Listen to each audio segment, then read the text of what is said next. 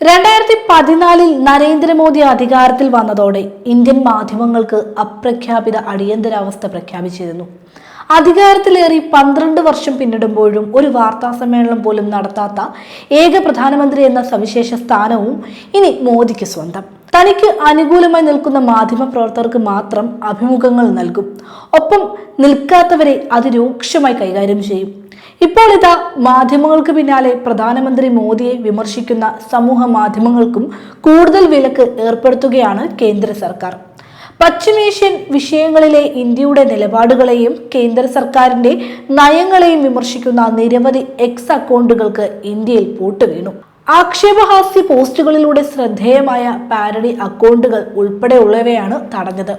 ആക്ടിവിസ്റ്റും മാധ്യമ പ്രവർത്തകനുമായ സന്ദീപ് സിംഗിന്റെ അക്കൗണ്ടും ഈ കൂട്ടത്തിലുണ്ട്. ഇതോടെ കേന്ദ്ര സർക്കാരിന്റെ നിർദ്ദേശപ്രകാരമാണ് അക്കൗണ്ടുകൾ മരവിപ്പിച്ചതെന്ന വിമർശനം ശക്തമായിരിക്കുകയാണ്.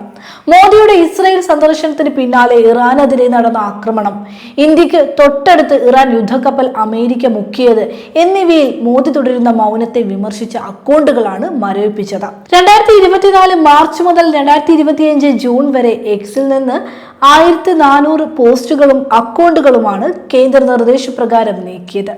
നിലവിൽ IT മന്ത്രാലയത്തിന് മാത്രമുള്ള ഉള്ളടക്കം തടയാനുള്ള അധികാരം ആഭ്യന്തര, വിദേശകാര്യ, പ്രതിരോധ മന്ത്രാലയങ്ങൾക്ക് കൂടി നൽകാൻ കേന്ദ്രം ആലോചിക്കുന്നതായി റിപ്പോർട്ടുകളുണ്ട്.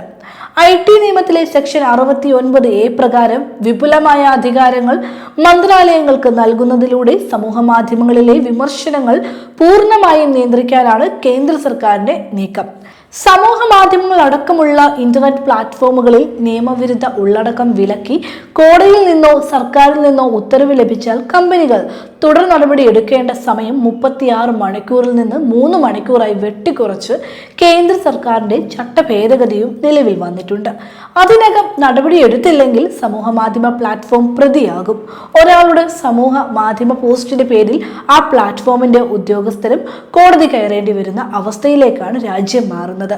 2021 IT ചട്ടത്തിൽ കേന്ദ്ര സർക്കാർ വരുത്തിയ ഭേദഗതികൾ ഈ മാസം പ്രാബല്യത്തിലാകും.